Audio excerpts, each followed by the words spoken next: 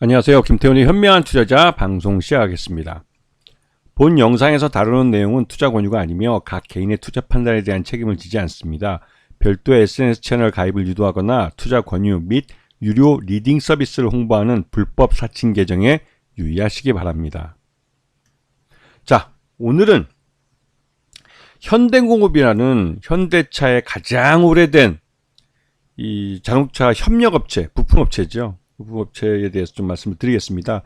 오늘 아침에 개장과 함께 이 현대공업의 경영권 매각 소문이 증시에 퍼졌습니다. 그러면서 관련 뉴스가 나왔고 그 뉴스 때문에 주가가 급등을 했죠. 시장은 폭락하고 있지만 M&A라는 것은 말 그대로 회사의 경영에 있어서 가장 큰 변화를 가져오는 요인이기 때문에 이 M&A 자체가 하나의 재료가 될 수 있는 그런 사안이 됩니다. 특히나 현대공업 같은 경우는 현대차의 내부 자동차 내장재 쪽에서 이 시장 점유율이 꽤 되는 업체고 또 안정적으로 지금 반세기 넘게 그 사업 협력을 해왔기 때문에 앞으로도 그런 사업 협력이 꾸준히 유지될 가능성이 큰 업체이기도 합니다. 그렇기 때문에 현대공업은 사업이 안정화되어 있기 때문에 경영자가 누가 되든 간에 현대차와의 관계를 꾸준히 이어갈 수 있으면 뭐 인수자 쪽은 뭐 안정적인 어떻게 보면 현금을 창출할 수 있는 기업을 갖게 되는 것이죠. 요번에 현대차는 이 현대공업과 조지아주에서 생산하는 전기차나 또는 하이브리드 차의 내장재를 약 6년 동안 3,500억 원에 장기 계약을 해 주었습니다. 그리고 이 현대공업은 미국 루시드라는 스타트업, 전기차 스타트업에도 부품을 협력사로 등록해서 일을 하고 있죠. 그 다음에 2차전지 실리콘 응급제 개발사인 엠프리우스에 투자한 회사이기도 합니다. 지금 보시게 되면 현대 기아의 프리미엄 자동차, 즉 에스쿠스나 제네시스 같은, 특히 제네시스가 요즘 가장 잘 나가는데요. 이런 차의 내장재를 납품하고 있고 그랜저나 소나타의 사이드 볼스터 같은 것들도 납품하고 있습니다. 그다음에 자동차 의자 뒤에 보면 등받이라고 그러죠. 등받이 위쪽에 있는 뭐 머리를 받치는 헤드레스트 같은 경우도 제네시스나 K7 같은 프리미엄 차종에 주로 들어가고 있습니다.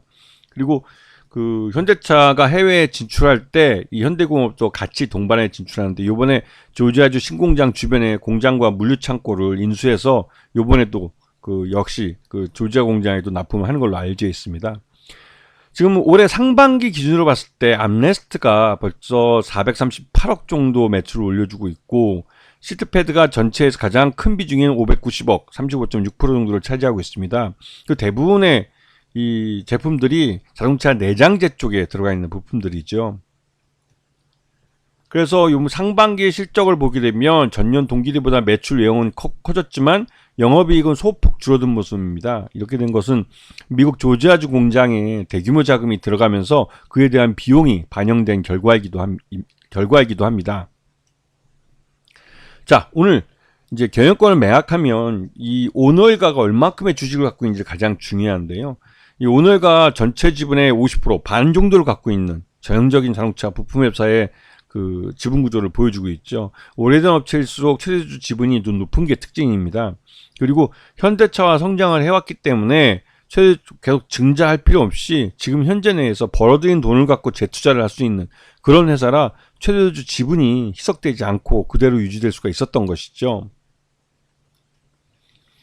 아까 말씀드렸듯이 미국 조지아주 전기차 공장의 주요 내장재를 납품하기 위해서 그러니까 미국 조지아주 공장 근처에 이 내장재 공장과 또 물류 창고를 이번에 새로 구매를 했습니다. 여기에 들어간 돈이 꽤 큰 돈이 들어갔고요. 그런데 이번에 이제 이 미국 조지아주 신공장이 전기차만 생산하는 게 아니라 하이브리드 차도 홀류 생산을 하기 때문에 초기부터 30만 대 조기 양산 체제를 갖출 가능성이 크죠. 그렇기 때문에 내장재를 여기에 납품하는 현대공업도 안정적인 수익을 가져갈 가능성이 큽니다. 거기다가 이번에 이제 전기차, 벤츠 전기차가 화재가 나면서 이 전기차 배터리 안전 규제가 강화되는데 여기 이제 전고체 배터리 기술을 갖고 있는 이 솔리비스라는 회사의 지분을 4.4%를 현대공업이 투자해서 갖고 있습니다. 그래서 이 전고체 배터리 기술도 기술을 갖고 있는 회사를 지분을 갖고 있는 거기 때문에 이 투자 자산에 대한 가치도 인정받고 있는 것이죠.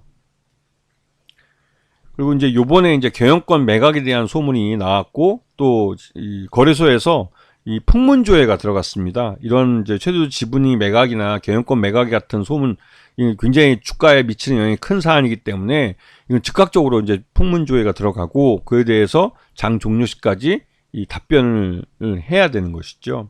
근데 이제 이 법인 입장에서는 그 오너가 이 경영권 매각은 이제 오너의 일이기 때문에 오너에게 물어봐야 되는 것이고, 오너 쪽도 이 자신의 이제 이 매각 주관사가 있다면 매각 주관사인 요번에 했던 김앤장입니다. 김앤장에게 문의를 해서 어디까지 공개를 할 수 있는지에 대한 부분을 받아서 이제 이 풍문조에 대해서 답변을 하게 되는 것이죠. 근데 기본적으로 이 회사는 그 현대차와 기아에 대한 매출 의존도가 굉장히 큽니다. 이 말뜻은 현대차 그룹이 인정하는 인수자가 아니면 경영권을 매각하기 어려운 것이죠. 그래서 이런 딜은 굉장히 좀 그 딜 자체가 어려운 것도 사실입니다. 왜냐면 오너가 진짜 많이 불러주는 쪽에다 팔고 싶어도 이 많이 지불해 주겠다는 그 사람이 현대차 그룹이 반대하는 사람이면 매각이 안 되는 것이죠. 왜냐면 당장 이 시티패드나 이런 쪽을 납품하겠다는 업체들은 줄 서 있는데, 물론 현대공업처럼 안정적으로 양산을 할 수 있는 기술을 갖고 있는 업체는 몇 개 안 됩니다. 하지만 인수자가 전혀 뭐 현대자동차 쪽에서 인정할 수 있는 사람이 아니라면 이거는 막말로 그 물량이 줄어들어서 매출 외형도 줄게 되고, 그 자칫하다가는 그 순이익도 적자로 돌아갈 수도 있기 때문에 현대차의 뭐 허가까지는 아니더라도 현대차 그룹에서 인정을 해줄 수 있는 그런 사람은 인수자로 받아들여야 하기 때문에 매각 자체가 이 딜 구조가 굉장히 제한적인 딜이 됩니다. 그래서 결국은 현대차 반계 가족사들이나 아니면 현대차 관련된 오너 일가에 관련된 친인척이나 이런 사람들이 인수할 가능성이 높다는 말이 돌고 있는 거고, 그렇다면 뭐 딜 가격 자체가 그렇게 높지 않지 않을까라는 말이 있는데요. 전체 지분의 50%에다 경영권 프리미엄 통상적으로 100% 정도를 받게 되는데, 그렇게 되면 약 한 1,000억 원 정도가 딜 사이즈가 될 가능성이 큽니다. 네. 자, 지금 보시게 되면 현대공업은 주가가 굉장히 쌀 때 지금 경영권을 매각하는 거기 때문에 경영권 프리미엄을 쳐봤자 한 12,000원 정도밖에 되지 않죠. 지금 현재 사이즈에선.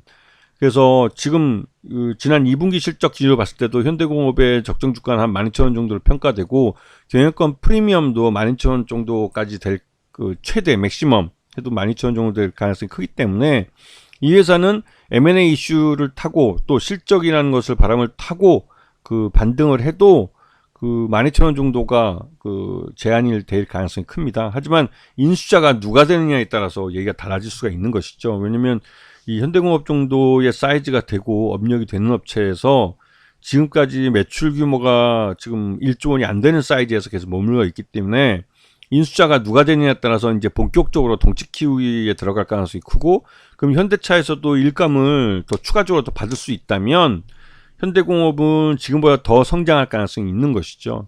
이제 현대차 그룹도 이제 현대차와 기아가 예전에 가솔린차 내연기관의 현대차 기아가 아닌 전기차라는 전동화 시대의 현대차와 기아이기 때문에 이 현대차와 기아랑 거래하는 자동차 부품업체들은 이제 다른 차원으로 재평가를 받는 시기가 올 겁니다.